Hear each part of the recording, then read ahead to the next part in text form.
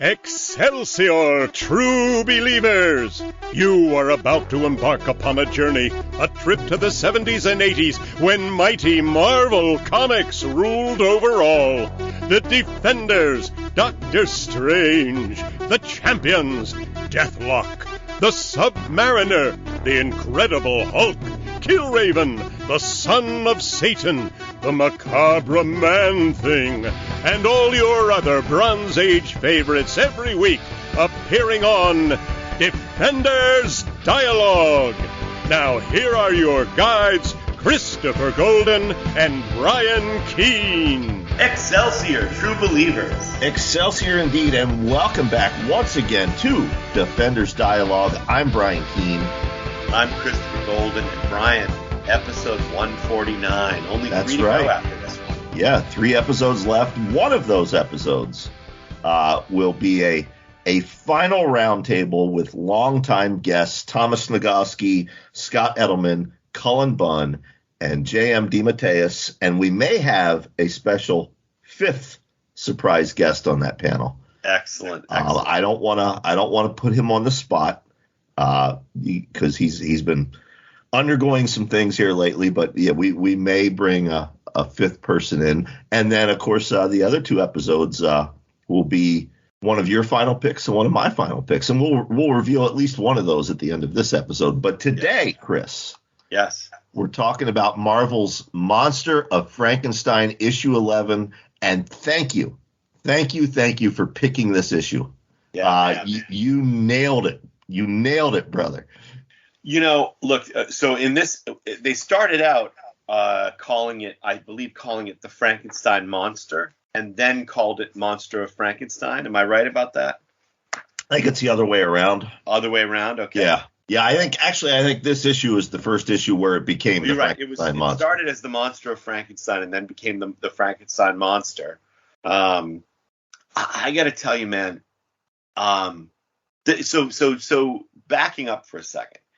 This series started as written by classic Bronze Age Marvel writer Gary Friedrich, who also was instrumental in Ghost Rider. And most of the early issues were drawn by Mike Plug. Yep. Maybe aside from Gene Colan, the most important artist of horror at Marvel in the Bronze Age. And one of the greatest as well. Right. So I was on the fence because although Gary Friedrich did write this issue, it's drawn by Bob Brown, who is a talented artist in this era and does a fantastic job. But I was tempted to go with one of the Plug issues, and then I remembered this story. I was like, no, man, this one sticks in my soul from my childhood. It really does. And we'll talk about why in a second. And then just to sort of get people to understand, another reason why I chose this, Brian, is because right after this, the issue right after this is written by Doug Mensch. And it's a transition because the earlier issues of the Monster of Frankenstein take place in the past. They pick up in the original sort of timeline. Right. And you move forward following the monster over the years. And at the end of this issue, which takes place in the late 19th century, the end of the next issue, the monster is frozen in ice again. And then is discovered and ends up on display, much like in Young Frankenstein or something. he ends up on display and he escapes from the ice. And he's in the then present day 1970s USA. Right. Or London, I think, at the beginning. There are also a bunch of stories that show that story and that transition that are from Monsters Unleashed, which was one of the black and white Marvel magazines from this era. Right.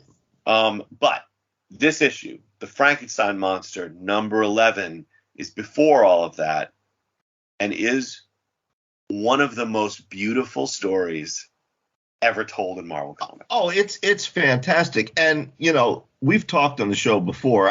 My primary source for comic books in the 70s was my local newsstand. This was one of the comics that my newsstand did not carry. But I did read it. I was able to get copies at the local flea market, for, I think they were 25 cents each. But it was spotty. So this particular issue is one I had never read until this week when you said, we're going to do Frankenstein. Oh, wow. 11. And I mean, I can only imagine the impact this would have had on me as a kid. As an adult, it's beautiful. Right. And what the people who are listening to this, maybe they don't look. So first of all, you should be aware, if you're listening to this, that the entire thing, the entire run, including those Monsters Unleashed stories, is collected in one full color trade paperback, although the Monsters Unleashed stories are black and white, called Monster Frankenstein from Marvel. So I urge you, listeners, and you, Brian, to read it from the beginning all the way through. This series is so fucking good. But go ahead about your reaction to this issue. Yeah, I mean, Gary Friedrich transcends comic books here, particularly for the era. But not only that, you can tell that he still had to do the Marvel method, all the way down to the two protagonists must mistakenly get into a fight somewhere within the issue. But even the way he handles that, it's masterful. Yeah. Yeah. And again, I didn't remember who wrote these comics until I went to read this issue. Right. And Gary Friedrich was not a guy that in my mind was in that rarefied air with Doug Mensch, with Steve Englehart, with Steve Gerber from this era. Right. And yet this issue, and anyway, let's get into it. So essentially what we have going on in this issue is the idea is that the Frankenstein monster had his throat cut at some point and his vocal cords are damaged. He had been very intellectual earlier in the series, like he was in the novel. And he has now lost the ability to speak, which is damaging for him because, of course, it was what separated him from being just a monster in some ways. Right. He has been located by Vincent Frankenstein, who is the quote unquote last Frankenstein. Yeah, he's the great nephew of Victor Frankenstein. Exactly. So it's the 1890s. Vincent Frankenstein's wife lies dying, or terribly ill. Yeah. Well, she's in childbirth. Right. And Vincent Frankenstein himself is in his basement laboratory, and his plan is that he has a sidekick, a gigantic, enormously strong hunchback sidekick, who basically he wants to put that sidekick's brain in the Frankenstein monster. The sidekick's name is Ivan. That's right. And his plan is, like Chris said, he figures out that where his great uncle messed up was he put a normal brain filled with intelligence and sensitivities into the corpse. So if he puts Ivan's brain, which he thinks is malleable and simple and will obey his commands, right, then he can, then he'll have an immortal, indestructible soldier, basically. Yeah. Right. But Ivan, much like another icon of this era, the Incredible Hulk, he may be simple, but he has great heart and great sensitivities, and he doesn't want this to happen, not because he's worried about himself, but because he's worried about the monster who is his friend. Right. And this is the thing. In the previous issues, we have shown that Ivan perceives the monster. He himself is monstrous, and he sees the monster as sort of a kindred spirit, and has basically proclaimed the monster is his friend, and they were sort of allies. When he realizes what Vincent Frankenstein intends to do, he rejects this plan completely because he realizes that means his friend will die. And this is the thing. You hear Ivan's, you mean you operate on Ivan too? You put Ivan's brain in his body, and he's realizing what that means. And he says, Ivan won't let you do it. You said you would help us both, but you don't care about us. You only want to help yourself, and Ivan won't let you do that. Ivan will kill you first. That's right. So then they're disrupted by the housemaid, Betty, who is looking after Vincent Frankenstein's wife. And Ivan's going to kill him, but he relents. He takes pity, and he lets Vincent Frankenstein go to his wife. Right? Right. And we should point out the maid is rightfully pissed off at her master, at her employer. Absolutely. Because, his wife is up there in the middle of childbirth and it's not going well. She needs a doctor, and he's down here in the basement fucking around with, a reanimated corpse and the hunchback. Right. Yeah. So she is pissed off. But again, we have this moment where Vincent Frankenstein says, because the maid is yelling through the door about what's going on, "You heard her, Ivan. For God's sake, my wife may be dying. Have you no heart, no feelings at all for your fellow man?" And Ivan, who Vincent Frankenstein thought had no sensitivity and was not intelligent, says, "When did you ever show any mercy for Ivan? When did you show feelings for him? Why do you deserve any better treatment than you've given me? Still, I have feelings for your wife, and because of her, I will let you go for now." He basically says, if you don't come back, I'm going to come find you. Right? Exactly. But again, this character is so great. I mean, he's such a phenomenal character.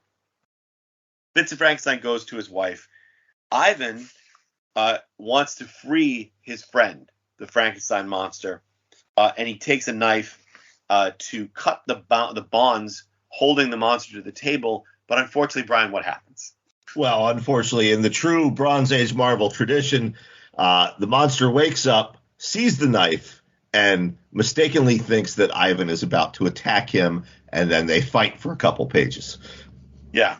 Yeah, but also there's this page, this 3-panel page. It's actually I think it's a double-page spread with the 3 panels on the right-hand page during this fight where Ivan is hurt. You feel the hurt in his heart, and he's like, "Stop! Ivan was trying to help you, to prove his friendship. If you turn on Ivan, then Ivan has no one." And the Frankenstein monster is choking him to death. He's like, and Ivan's like, "Look, I've already shown that I'm stronger than you are. Why are you trying to do this?" And then the fight goes on. Yeah. It goes on, and, the Frankenstein monster then hesitates. But it's too late. Ivan strikes a blow to him. And then Ivan, he finally snaps. Well, again, remember, the Frankenstein monster can't speak to explain once he realizes what's happened and that he was mistaken. He can't speak to explain himself. Right. So Ivan picks up this huge broadsword, and he's about to slay the monster when Vincent Frankenstein stumbles back into the lab and shoots Ivan in the back. Yeah. And then Ivan has a realization as he's dying. He says, "Ivan is finished, but you were Ivan's friend. I could see it in your eyes. Now you must help Ivan, please." And the monster comes to him. And it's just so beautiful. He wishes the monster could talk so that he could hear it call Ivan a friend before he dies. But that one last favor is kill Vincent Frankenstein.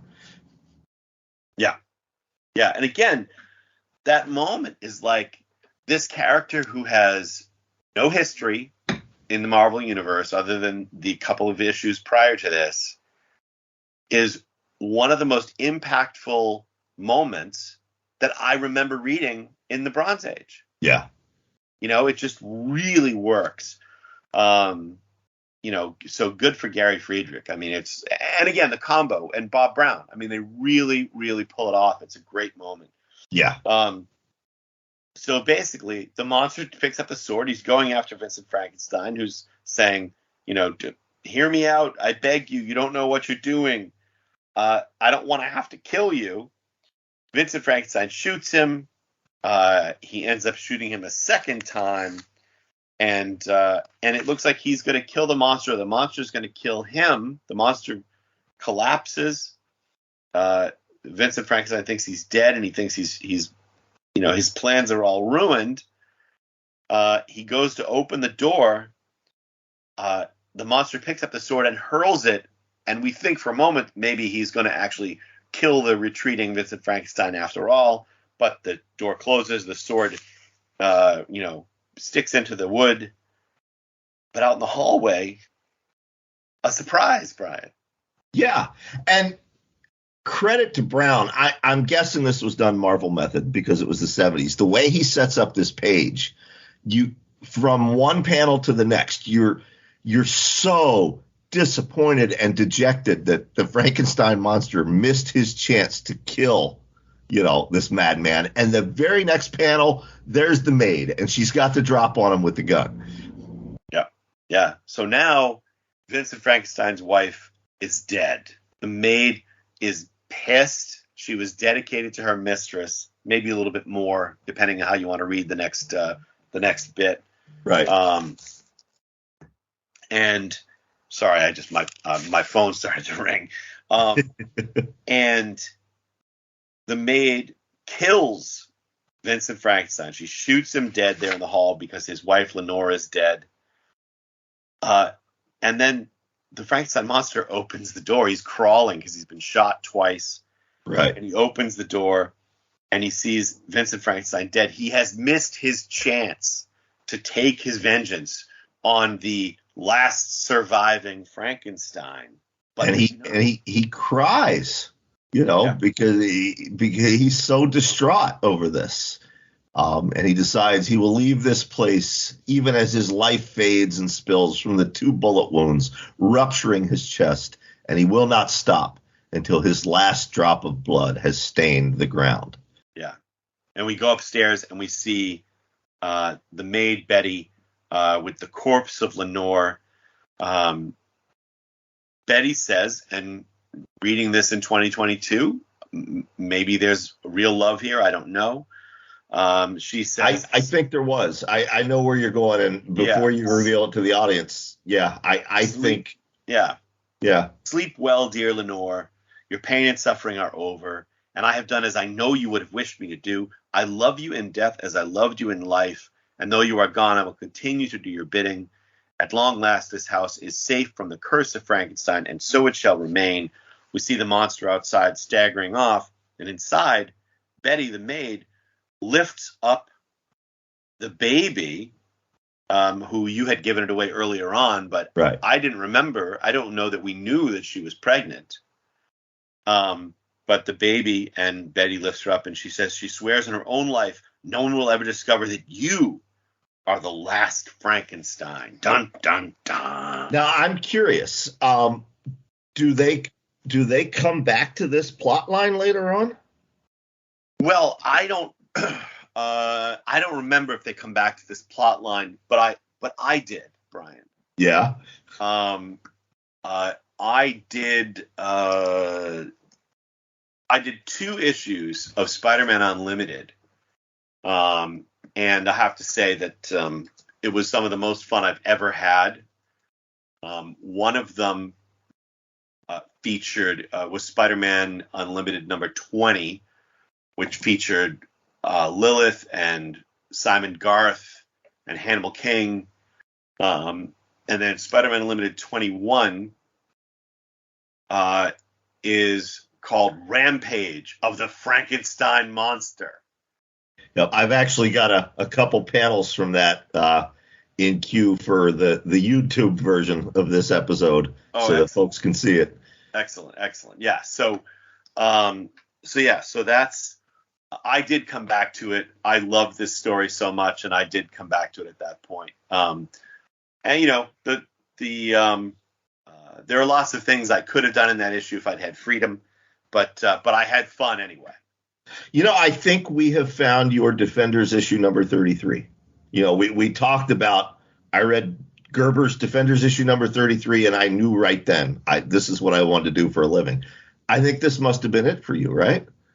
It definitely contributed. That's for sure. Yeah. I mean, it certainly made me, it made me take notice. You know what I mean? Like there was there are certain comic books that you read and you're just like, wow, that wasn't just punching Nazis. Not that there's anything wrong with punching Nazis. Or Soviet dictators for that matter. Right. Yeah. But yeah, so it definitely contributed for sure. I mean, and that's what I say. Like, I feel like this is a really overlooked series because it didn't last much. It didn't go. Right. So people talk about Tomb of Dracula, and Tomb of Dracula is great, no question. It is my favorite. I think it's the best comic Marvel published. It's my favorite comic from that era.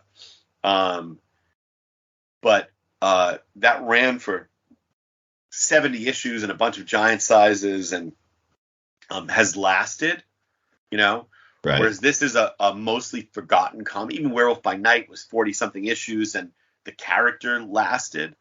Right. But because this character is the monster of Frankenstein, you can't have him casually pop up in X-Men too often. So although he has, we should point out to our younger listeners, Chris of course used him, but he's been in Marvel Team Up, Fantastic Four, Marvel 2-in-1. He does pop up here and there still today. But I mean, again, there were characters from that era that don't easily translate. Right. Nakantu, the living mummy. It's not like you can casually have him pop up and join the X-Men for a few issues. You know what I mean? Like, so it's great stuff. And again, it's this, for me, that's sort of what this show has been all about, right? Exactly. Yeah. That's exactly it. Well, speaking of, next week, ladies and gentlemen, my final pick for this series, for the podcast, and I told Chris before we hit record, we are going with the Falcon miniseries, the 4-issue miniseries from the early 1980s. Chris and I both loved the Falcon. This was his second chance to step out of Cap's shadow and sort of into the spotlight. He'd had an issue of, I think, Marvel Spotlight or Marvel Premiere before that, but this was his first starring role in his own series. So we're not gonna go blow by blow because it's 4 issues, but we're gonna talk about the series overall. Yeah, 1983. And interestingly enough, I just looked it up, Brian. I didn't realize, written by Jim Owsley. Yep.